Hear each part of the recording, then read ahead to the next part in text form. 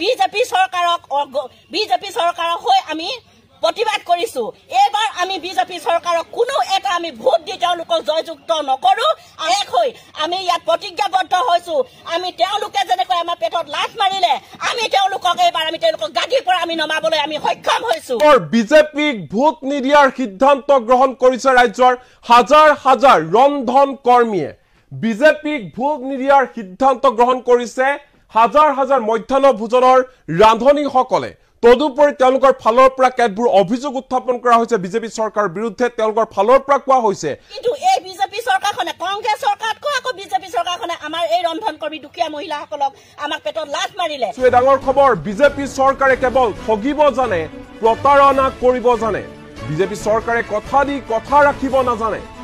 BJP চৰকাৰক আমি গাদীৰ পৰা উফৰাই পেলাম এই মন্তব্য কৰিছে হুংকাৰ প্ৰদান কৰিছে ৰন্ধন কৰ্মীয়ে আমাক মানুহ হিচাপেও গণ্য নকৰিলে হিমন্ত বিশ্ব শৰ্মা চৰকাৰে আৰু ইয়াৰ উচিত প্ৰত্যুত্তৰ দিয়া হ'ব বিজেপি চৰকাৰক আমি ভোট নিদিও বিজেপিক ভোট নিদিয়াৰ সিদ্ধান্ত গ্ৰহণ কৰিছে হাজাৰ হাজাৰ মধ্যাহ্ন ভোজনৰ ৰান্ধনীয়ে বিজেপিৰ বিৰুদ্ধে ভোট বৰ্জনৰ হুংকাৰ প্ৰদান কৰিছে মধ্যাহ্ন ভোজনৰ ৰান্ধনীয়ে ইয়াতে সকলো ৰন্ধন কৰ্মী আমি গোট খাইছো আমি ব্ৰহ্মাজান বৰডুমচা আপোনাৰ পুৰণি পুখুৰী পঞ্চায়তৰ ব্ৰহ্মাজান পঞ্চায়তৰ আপোনাৰ মহং গোটেইখিনি আমি আজি ৰন্ধন কৰ্মী আমি গোট খাইছো কাৰণ আমি আজি ৰন্ধন কৰ্মীসকল গোট খোৱাৰ উদ্দেশ্য এটাই আজি আমি 18 বছৰে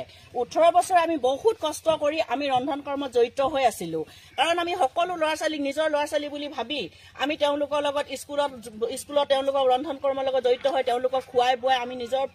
আমি নিজৰ ল'ৰা ছোৱালী বুলি আমি চাই কিন্তু আমি ইমান কষ্ট কৰাৰ পিছতো আজি 18 বছৰ আমি কষ্ট কৰিলো কিন্তু এই বিজেপি চৰকাৰখনে আগত গল কংগ্ৰেছ চৰকাৰ আমি তেওঁলোকৰ ওচৰত আমি বহুত তেওঁলোকৰ ওচৰত হাতজোৰ কৰিলো আপোনালোকৰ যে আমাৰ কিবা এটা চক কিন্তু এতিয়াও আমি সেই কংগ্ৰেছ চৰকাৰ এৰি আমি কিবা এটা হলনি হওক আমাৰ পৰিৱৰ্তন হওক আমাৰ দুখ মৰম বিলাক বুজক বুলি আমি এই বিজেপি চৰকাৰখনক আমি প্ৰতিজন ৰন্ধন কৰ্মী এজনী ৰন্ধন কৰ্মী ঘৰত আমি 5টা 6টা কৰি ভোট দি আমি তেওঁলোকক জয়যুক্ত কৰিছিলো কিন্তু এই বিজেপি চৰকাৰখনে কংগ্ৰেছ চৰকাৰতকৈ আকৌ বিজেপি চৰকাৰখনে আমাৰ এই ৰন্ধন কৰ্মী দুখীয়া মহিলাসকলক আমাক পেটত লাঠ মাৰিলে আজি অত দিনে তেওঁলোকে আমাৰ এটা কথা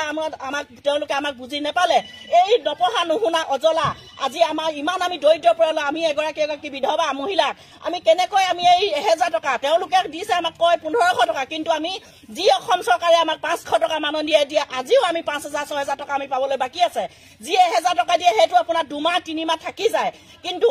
এবাৰ আমি সকলো ৰন্ধন কৰ্মীয়ে আমি বিজেপি চৰকাৰৰ হৈ আমি